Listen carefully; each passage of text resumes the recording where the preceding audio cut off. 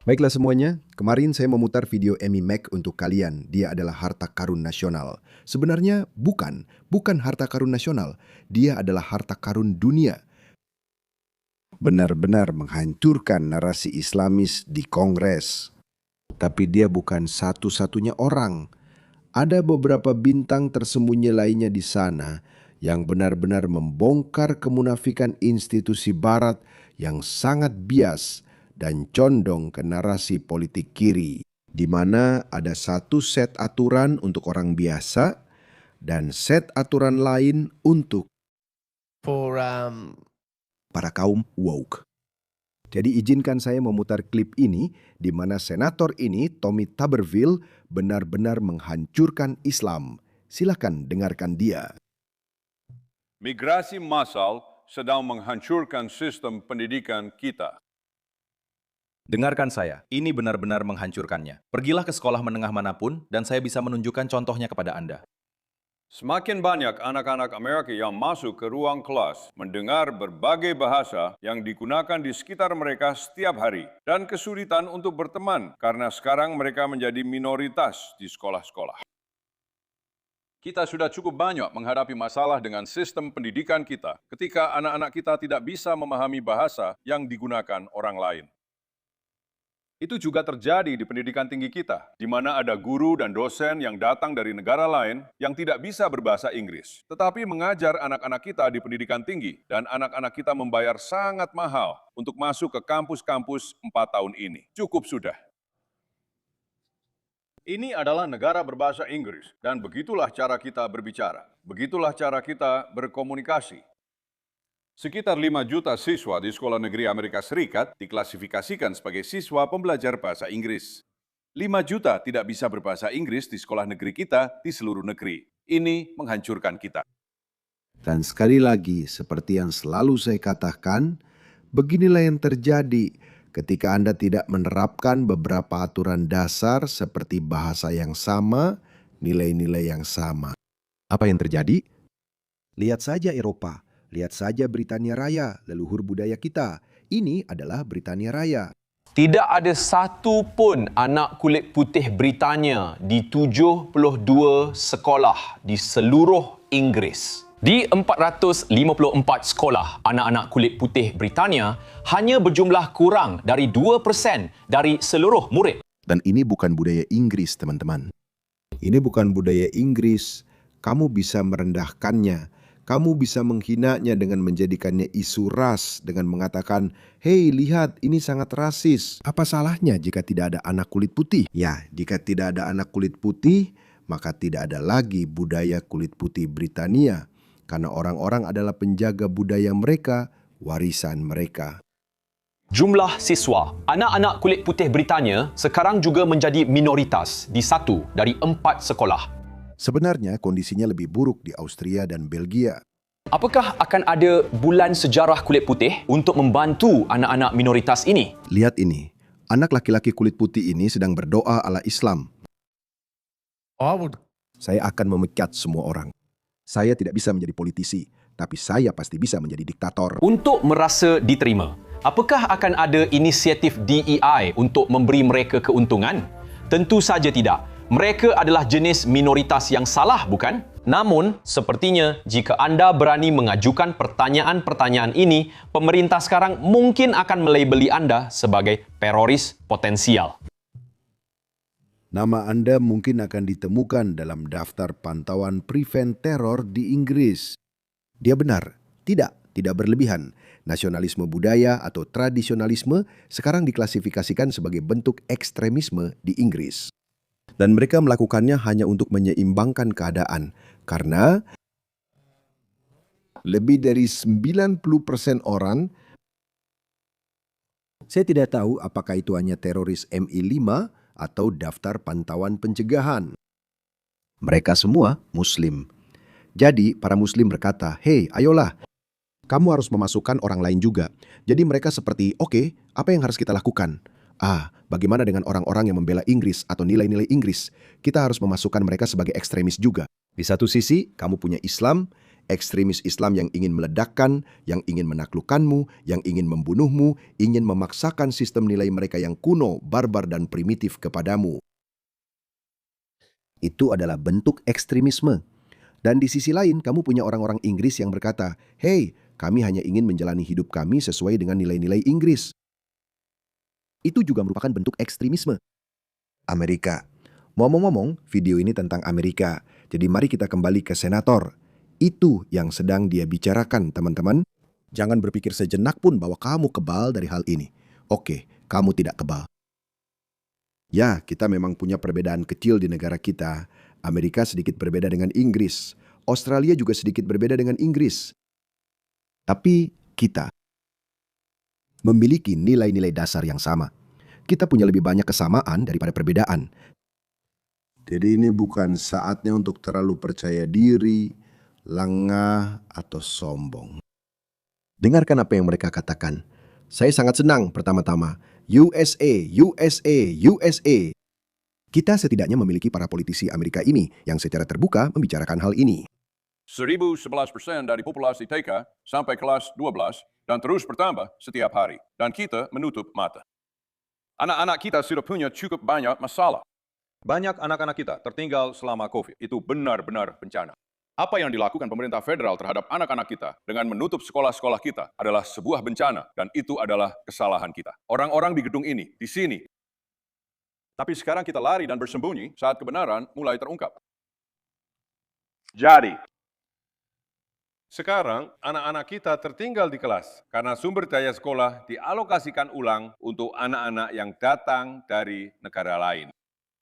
Kita perlu mengeluarkan uang untuk anak-anak kita agar mereka bisa mendapatkan kehidupan yang lebih baik. Saya suka bagaimana semua kaum kiri yang sok progresif, sinting, dan tolol ini bilang, "Oh, kita semua imigran."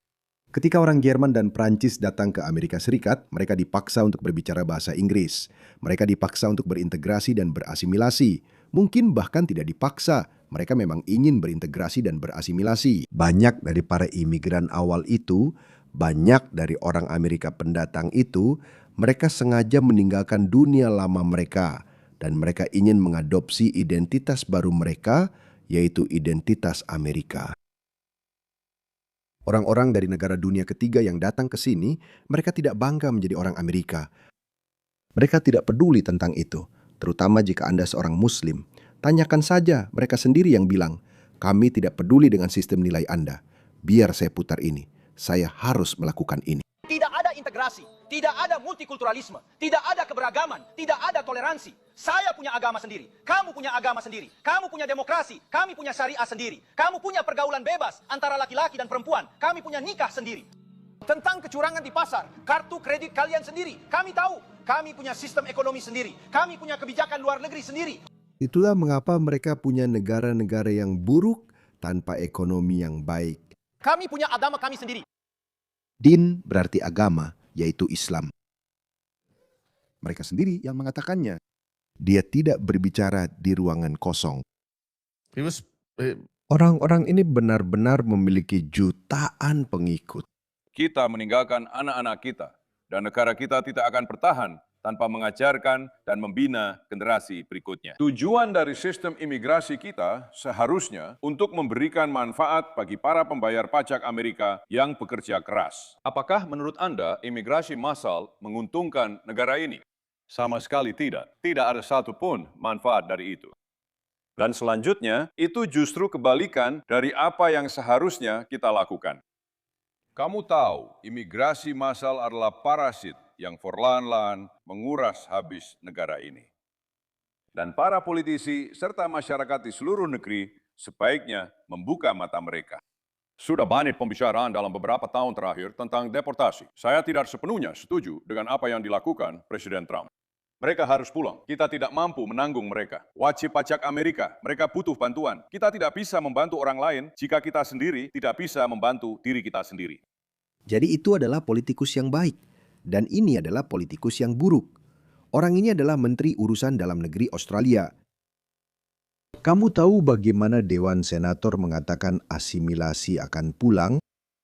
Seharusnya memang begitu. Lihat orang bodoh ini. Lihat orang bodoh kita. Inti imigrasi adalah bahwa ketika orang datang ke Australia, mereka ingin menjadi bagian dari Australia. Itulah yang diinginkan orang-orang. Mereka tidak menginginkan itu. Mereka hanya ingin jadi benalu bagi Australia. Mereka ingin menguras habis sistem kesejahteraan kita. Mereka tidak punya ketertarikan. Mereka tidak punya rasa cinta untuk Australia. Dan kamu memfasilitasi perilaku itu dengan mengatakan, kamu harus berasimilasi. Lihat itu. Lihat wajah sombongnya. Ya Tuhan, aku benci dia.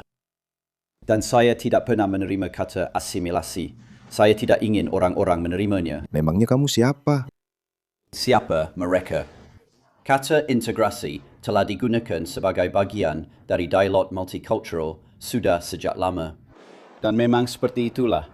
Kita ingin orang-orang diterima apa adanya. Saya tidak pernah setuju dengan konsep melting pot, di mana seluruh identitasmu seolah-olah harus dilebur. Seluruh identitasmu seolah-olah harus dilebur. Lihatlah filsuf ini. Betapa jeniusnya dia. Siapa saja bisa masuk ke negara kita. Dan lihat ini. Perdana Menteri kita yang menyedihkan. Atasannya hampir mengatakan hal yang sama. Kalian tidak akan pernah cukup membenci orang-orang ini, teman-teman. Percayalah. Kalian tidak akan pernah cukup membenci orang-orang ini. Mereka seburuk itu. Lihat ini. Menurut si jenius ini, Perdana Menteri kita yang gagal, semua orang adalah orang Australia. Tidak peduli dari mana asalmu. Kamu dari Afrika Sub-Sahara, kamu dari Amazon, dari suku pedalaman Amazon yang terpencil, kamu orang Afghanistan yang memukuli istrinya, yang melakukan FGM pada putrinya, yang menganggap musik itu haram, yang ingin menegakkan syariah di Australia. Semua orang, tidak peduli siapa kamu. Semua orang adalah orang Australia. Lihatlah keadaan para jenius menyedihkan ini. Perbedaan antara orang Australia dan para migran adalah Saya ingin membedakan. Lihatlah wajah-wajah sinis yang mereka buat. Saya tidak tahu apa perbedaan antara seorang migran Afghanistan dan seorang Australia. Tidak ada perbedaan. Mereka semua sama. Tapi Perdana Menteri, dia percaya bahwa perempuan seharusnya dikurung di rumah mereka. Mereka tidak boleh diizinkan keluar rumah. Dia memukuli istrinya. Dia pikir itu adalah hak yang diberikan Tuhan kepadanya. Dia ingin melakukan sunat perempuan pada putrinya. Pendeta kaya, saya tidak tahu. Ya, Nausi akan melakukan itu. Dia akan melakukan hal yang sama pada istrinya. Tidak, dia tidak akan melakukannya. Dan jika dia melakukannya, kita akan memasukkannya ke penjara. Perbedaannya adalah di Australia, kekerasan dalam rumah tangga adalah kejahatan. Masyarakat Australia tidak menerimanya. Tapi dalam Islam itu diperbolehkan. Surah 4 ayat 34. Itu secara khusus memperbolehkan suami muslim untuk mendisiplinkan istri yang tidak patuh secara fisik. Dan lihat wanita bodoh di belakang ini. Saya tidak tahu siapa dia. Betapa bodohnya wanita ini. Dia akan mengangguk seperti ini. Siapa orang-orang jenius ini? Ya Tuhan, bagaimana kita bisa sampai di sini? Bagaimana kita bisa sampai ke sini? Bagaimana kita bisa sampai ke sini? Karena aku belum pernah melihat itu digunakan sebelumnya di negara seperti negara kita, kamu tahu kita punya orang-orang yang berada di posisi senior di pemerintahan kita di dunia bisnis. Kamu tahu beberapa raksasa bisnis di negara ini datang ke sini sebagai pengungsi dan migran. Sangat sedikit orang, kebanyakan dari mereka yang sukses. Mereka datang sebagai migran terampil, dan itu adalah bukti bahwa migrasi tenaga terampil berhasil. Oke, dan orang-orang itu telah berintegrasi dengan sangat baik. Mereka sudah terintegrasi dan berasimilasi. Integrasi hanyalah salah satu aspek. Integrasi berarti kamu sudah menjadi bagian dari sistem, bagian dari ekonomi, tapi kamu tetap mempertahankan identitasmu. Tapi identitas itu harus hilang seiring waktu. Oke, anak-anak saya jelas akan lebih Australia daripada saya karena saya tidak lahir di sini.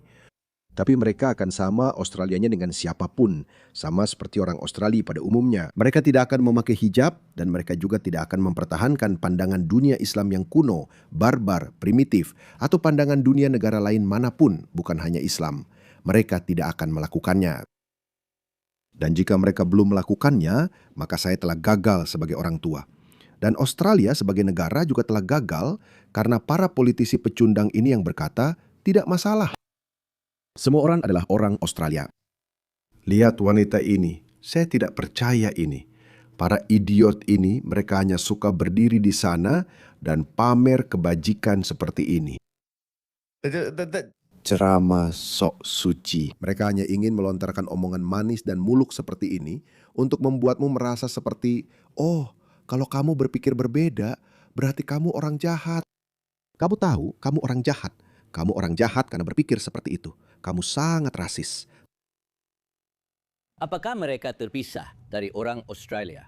Orang ini sama Australianya dengan Crocodile Dundee, Paul Hogan, atau Chris Hemsworth. Wow, maaf, saya jadi ngelantur. Mari saya kembali ke bintang utama acara ini. Siswa Texas berusia 16 tahun ini, Marco Hunter Lopez, baru saja mengungkap bagaimana sekolah menengahnya menyensor nilai-nilai konservatif, sementara secara terbuka mempromosikan hukum syariah. Itu maksud saya tadi, satu aturan untuk orang biasa dan aturan lain untuk Islam. Kenapa? Islam itu misoginis, homofobik, anti kebebasan berbicara, anti demokrasi. Dan orang-orang yang seharusnya membela nilai-nilai ini justru memberikan perlindungan untuk itu. Ini tidak masuk akal. Dunia benar-benar terbalik. Tapi retorika mereka semakin lama semakin bodoh. Seperti yang kamu lihat, Perdana Menteri kita ya, tidak ada bedanya. Taliban, kami sama Australianya dengan Steve Irwin. Sekarang saya akan memberikan waktu 5 menit kepada Tuan Hunter Lopez. Ketua Roy, anggota Senior Scanlon, dan anggota subkomite yang terhormat. Terima kasih atas kesempatan untuk memberikan kesaksian hari ini. Nama saya Marco Hunter Lopez. Saya adalah siswa kelas 2 berusia 16 tahun di SMA Wiley East di Wiley, Texas. Saya diundang untuk berbicara mengenai sebuah insiden yang terjadi pada tanggal 2 Februari di kampus saya, sebagai bagian dari upaya luas di seluruh Texas dan negara ini. Tahun lalu saat saya masih kelas 1, saya mendirikan Republican Student Club karena saya ingin menciptakan ruang bagi siswa yang memiliki nilai-nilai yang sama. Apa yang seharusnya menjadi tindakan kepemimpinan siswa yang sederhana, malah berubah menjadi perjuangan panjang melawan para administrator sekolah yang memperlakukan kelompok saya secara berbeda dari klub lain di kampus. Pada tanggal 16 Agustus 2024, kami telah memenuhi semua persyaratan, 10 anggota, seorang guru pembimbing, dan sebuah ruangan. Kelompok lain termasuk Muslim Student Association dan organisasi yang mendukung ideologi afirmasi gender disetujui tanpa masalah. Klub kami ditolak karena dianggap bersifat politis. Para administrator awalnya mengklaim ada kebijakan di seluruh distrik yang melarang klub politik. Namun setelah berminggu-minggu mengirim email untuk meminta kebijakan tersebut secara tertulis, mereka akhirnya mengakui bahwa itu hanya perasaan mereka saja. Hanya setelah lebih dari sebulan mengirim email, melakukan penolakan, dan upaya besar-besaran, kami akhirnya disetujui. Namun, bahkan setelah itu, kami masih menghadapi pengawasan yang bermusuhan. Kepala sekolah tertangkap basah menurunkan poster kami yang sudah disetujui saat saya sedang di luar kota. Saya memiliki catatan kronologis tentang kejadian-kejadian spesifik perlakuan tidak adil, seperti dipanggil ke ruang kepala sekolah, diintimidasi, dan direndahkan. Setelah kami mengundang 2 pembicara tamu tahun lalu, kepala sekolah mencoba memberlakukan aturan baru secara mendadak. Ayah saya bahkan harus membantu membuat formulir pembicara tamu untuk melindungi saya sebagai anak di bawah umur. Pola sensor terhadap klub kami ini sangat berbeda dengan bagaimana para administrator menangani promosi ideologi Islam, termasuk syariat. Pada tanggal 2 Februari, saya sedang meninggalkan sebuah pertemuan dan berjalan menuju kafetaria untuk makan siang. Lalu saya melihat sebuah stan besar bertuliskan Islam didirikan di sekolah. 4 wanita dewasa dari organisasi Y Islam ada di sana. Saya bingung dan tidak ingin memperhatikannya. Tetapi setelah berdiskusi dengan teman-teman saya, kami memutuskan untuk mendekati stan tersebut. Saya berdiskusi dengan para wanita itu, terutama dengan satu orang yang selalu mereka arahkan kepada saya karena dia paling paham soal-soal teologis. Saat kami mencoba memahami tujuan mereka, saya melihat ke samping dan melihat beberapa pamflet tersebar. Salah satunya secara jelas berjudul Understanding Sharia. Hal ini sangat mengkhawatirkan bagi saya dan mahasiswa lainnya. Mereka juga menyediakan Al-Quran yang di dalamnya terdapat kartu syahadat di halaman terakhir, yang menginstruksikan mahasiswa bagaimana cara masuk Islam. Kutipannya, untuk menjadi seorang Muslim, seseorang perlu mengucapkan pernyataan berikut. Saya bersaksi bahwa tidak ada Tuhan yang layak disembah selain Allah. Dan saya bersaksi bahwa Muhammad adalah utusan Allah. Hal ini terjadi secara terbuka saat makan siang dengan kehadiran para administrator yang tidak melakukan apapun untuk mencegahnya. Bahaya membiarkan syariah dipromosikan di sekolah negeri itu nyata dan langsung dirasakan. Syariat bukan sekedar... Maaf. Saya harus menyela. Ini sangat manipulatif.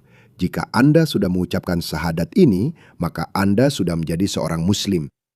Dan kemudian jika Anda berubah pikiran, seminggu kemudian rasanya seperti, oh Anda tahu. Saya hanya berbicara dengan orang ini selama 5 menit di sebuah stan di kampus universitas.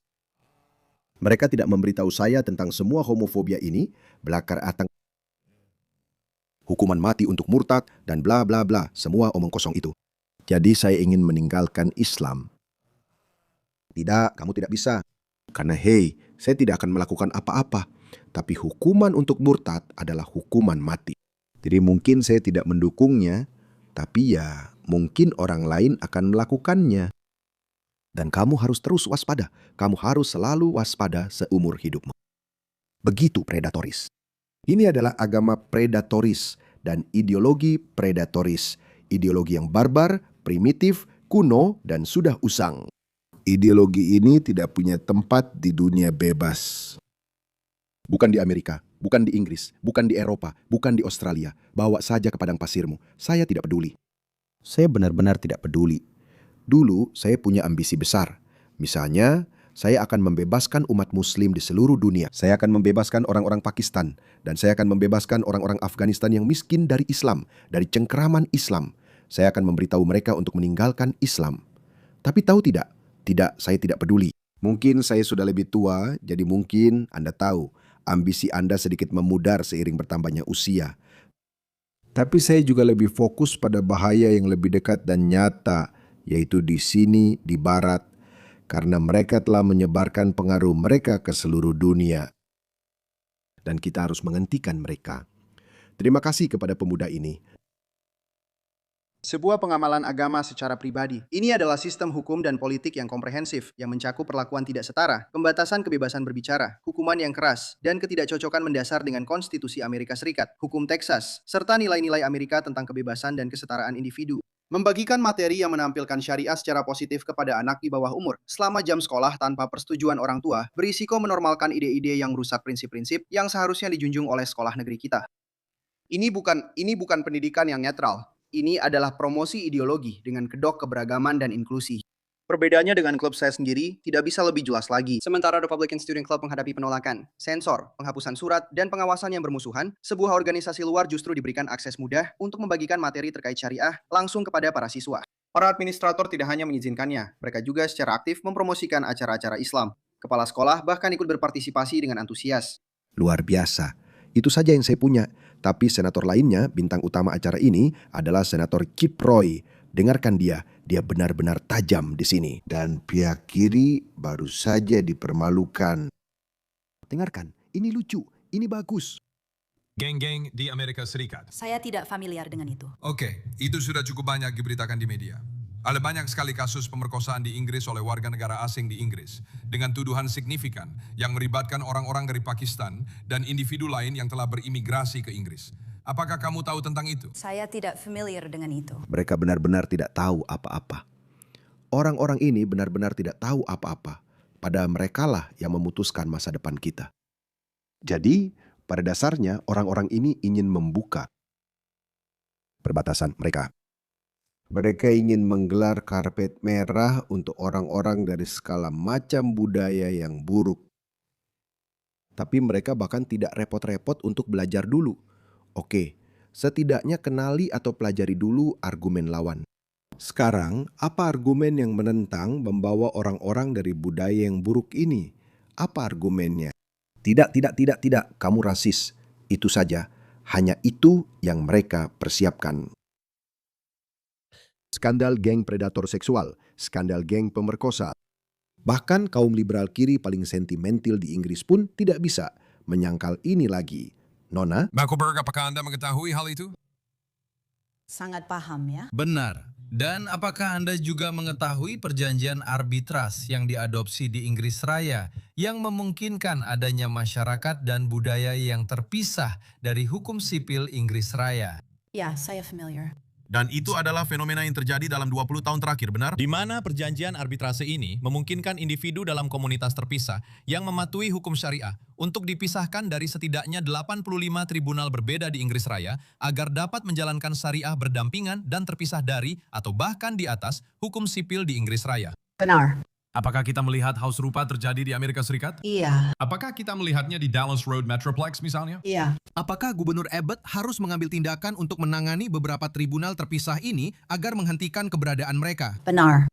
Nona Mac, jika Anda bisa menjelaskan lebih lanjut tentang apa yang menurut saya adalah salah satu hal terpenting yang perlu kita bahas di sini, yaitu seperti yang Anda sebutkan, Islam sebagai ideologi politik. Apakah Anda percaya bahwa Islam itu kompatibel dengan peradaban Barat? Tidak. Saya setuju dengan Anda. Apakah Anda percaya bahwa Islam dalam menjalankan misinya sedang berjihad melawan Barat? Tentu saja. Apakah itu bagian dari Memorandum Ikhwanul Muslimin tahun 1991? Dan proyeknya? Kedua memorandum itu. Jadi itu adalah bagian dari memorandum tersebut dan memorandum lainnya, benar? Benar. Dan apakah ada organisasi? Bajingan sombong ini bahkan sudah menuliskannya. Apa yang akan mereka lakukan padamu? Mereka mengatakannya terang-terangan. Saya sudah memutar begitu banyak video seperti ini.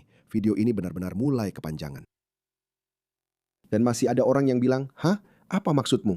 Tidak, Islam itu agama. Damai. Mereka sendiri yang mengatakannya, apa yang akan mereka lakukan padamu. Bukan hanya CARE. Organisasi lain yang berafiliasi dengan Ikhwanul Muslimin untuk mendorong jihad melawan peradaban Barat, termasuk secara khusus menargetkan Texas dan Amerika Serikat. Ya, Dan apakah itu didokumentasikan? 100%. Apakah ada imam yang aktif di Texas dan di seluruh Amerika Serikat yang juga mendukung jihad seperti itu terhadap Barat untuk menjalankan ajaran Islam? Kami memiliki pernyataan mereka sendiri, ya. Dan Anda telah mengunggahnya secara online. Itu tersedia untuk dilihat. Anda telah melihat pernyataan dari imam-imam di Amerika Serikat yang mengatakan persis seperti ini. Siapapun yang ingin mendalami hal ini, saya punya daftar putar bernama AS atau Amerika Serikat. Anda akan menemukan puluhan video tersebut. Dan itu bukan semua yang ada di luar sana.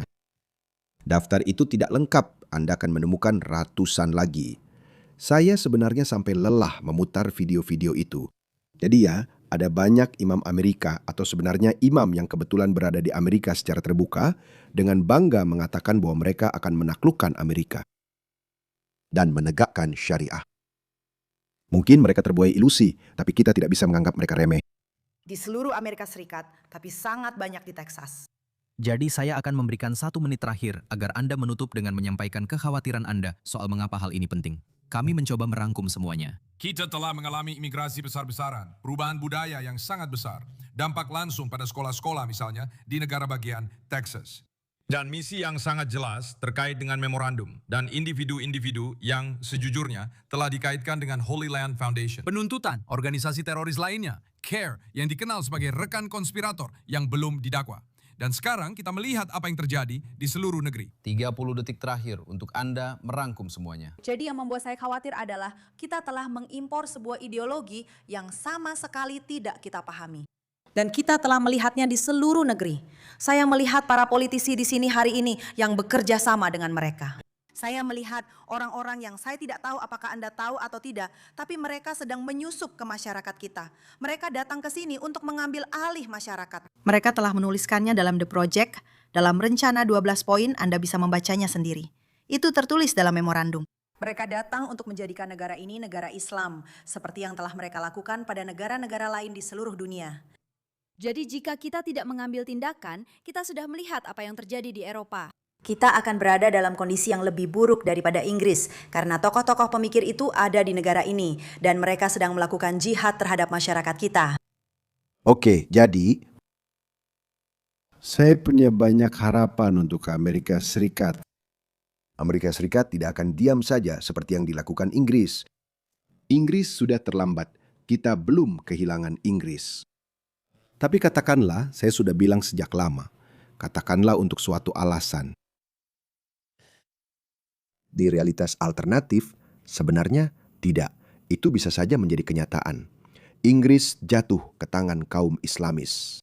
Islam sudah tidak ada.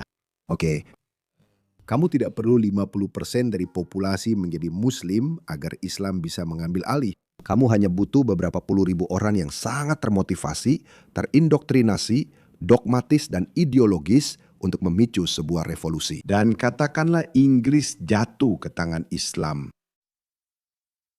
Amerika Serikat, paman Sam kita, masih akan mampu membebaskan Inggris. Jika Australia jatuh ke tangan Islam, saya rasa itu tidak akan terjadi karena pasti ada sesuatu yang sangat salah di Eropa. Dan kemudian Australia akan seperti, oke, kita harus melakukan sesuatu. Kita sudah mulai sadar. Jadi, oke, saya khawatir tentang Australia.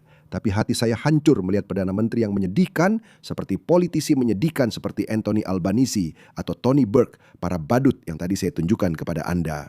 Tapi mereka tidak akan lama di sini. Jadi kita tidak akan jatuh, Australia tidak akan jatuh. Satu-satunya negara yang mungkin jatuh adalah Inggris. Tapi bahkan jika itu terjadi, Paman Sam akan menyelamatkan Inggris. Tapi kalau Amerika jatuh, teman-teman, tidak ada yang akan datang. Tidak ada bantuan yang akan datang. Itulah sebabnya Amerika tidak boleh memberi mereka sedikit pun, tidak boleh bahkan sejengkal pun. Kamu tidak boleh memberi mereka apapun. Berdirilah, suarakan penolakan terhadap ideologi barbar dan primitif ini. Ideologi seperti itu tidak punya tempat di Amerika. Dan itu harus dihancurkan secara brutal. Ideologi ini, gerakan ini harus dihancurkan secara brutal, tanpa ampun dan tanpa minta maaf. Dan saya yakin itu akan terjadi. Amerika Serikat